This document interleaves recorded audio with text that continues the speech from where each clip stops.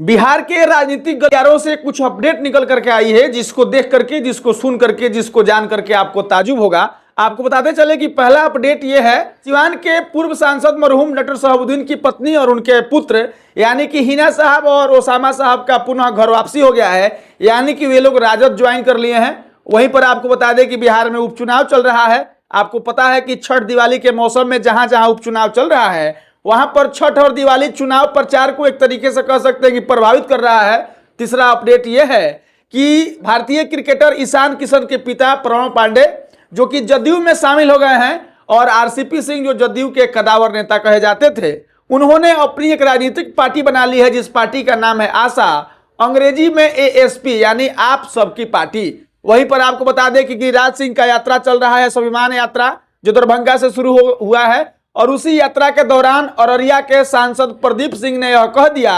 कि अगर यहां पर आपको रहना है तो हिंदू बनना होगा, जिस पर तेजस्वी यादव लाइव आकर के यह कहते हुए दिखे कि बिहार के मुस्लिमों पर कोई भी अगर किसी तरह का बात कोई कहेगा, टिप्पणी करेगा या फिर आंच आएगा,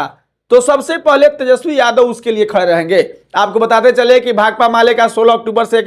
एक यात्रा चला था, जिसमें कहा गया था कि हक दो वादा निभाओ। उसमें 9 सूत्री मांगों के साथ भाकपा माले के तमाम नेता बिहार के मुख्यमंत्री को अपना 9 सूत्री मांग सौंपे, जिसमें जीविका कर्मी का हड़ताल, स्मार्ट मीटर, भूमि में का जो सर्वे हो रहा है, इसको लेकर के मुख्य तौर पे यह मुद्दे रखे गए थे। आपको बताते चले कि उसके बाद से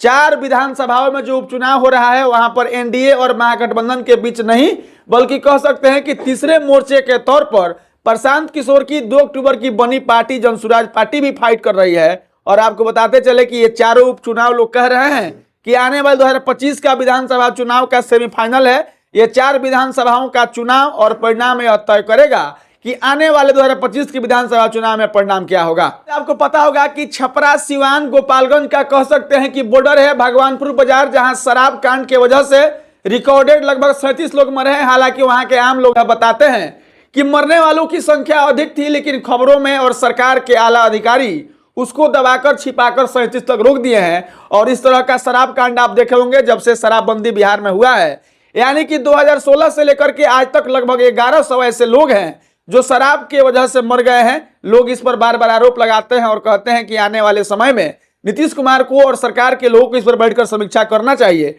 और फिर शराब को एक तरीके से चालू कर देना चाहिए। उसके बाद आपको आगे बताते चले कि 13 तारीख को उपचुनाव का मतदान होना है, 23 तारीख को परिणाम आना है, और कह सकते हैं कि आज से महज 8 दिन रह गया है जब चुनाव प्रचार यानी कि 11 तारीख के शाम 5 बजे शाम को प्रचार का काम रुक जाएगा। और उसके बाद से 13 नवंबर के 4 विधानसभाओं के लोग यह तय करेंगे कि 2025 में क्या होने वाला है। जैसा कि मैंने शुरू में आपको बताया कि शहाबुद्दीन साहब का परिवार पुनः घर वापसी हो गया है, वे लोग राजद ज्वाइन कर लिए हैं। तो तेजस्वी यादव एक तरफ मुस्लिम वोटर को अपने तरफ करने के लिए शहाबुद्दीन परिवार का तस्वीर डालते हैं और फेसबुक पर लिखते हैं कि हम लोग एक हैं, हम लोग जीतेंगे, हम लोग लड़ेंगे। उसी तरीके से आप कह सकते हैं कि भारत के क्रिकेटर ईशान किशन के पिता, जिनको जदयू में शामिल कराया गया है, और आपको बताते चले कि बिहार के बैकुंठपुर विधानसभा क्षेत्र संख्या 99, जहां के प्रेम शंकर यादव वर्तमान में विधायक हैं, वह बैकुंठपुर के पूर्व विधायक शिव बच्चन तिवारी, जो कि भाजपा और आरएसएस के आदमी थे,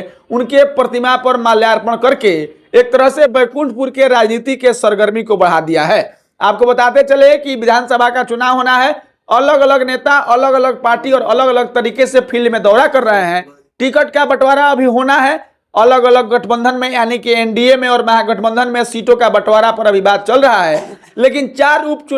4 सीटों का उपचुनाव यह तय करेगा कि आने वाले समय में क्या होगा। कि बिहार की बड़ी अपडेट थी, बिहार की राजनीतिक गलियारों से यह खबर निकल करके आई थी, पार्टियों में लोगों का शामिल होना, उसके बाद से छठ दिवाली के होने की वजह से इस बीच में उपचुनाव होना, और उपचुनाव में छठ दिवाली की वजह से चुनाव का प्रभावित होना, नई दल जनसुराज पार्टी का चुनाव लड़ना, ये सब कुछ अभी देखना बाकी है कि आगे होता है क्या। बाकी मेरी इस खबर को लेकर के, बाकी इस वीडियो को लेकर के, बिहार के राजनीति को लेकर के आपकी क्या राय है, प्रतिक्रिया दीजिएगा। मिलेंगे अगले वीडियो में, तब तक के लिए धन्यवाद।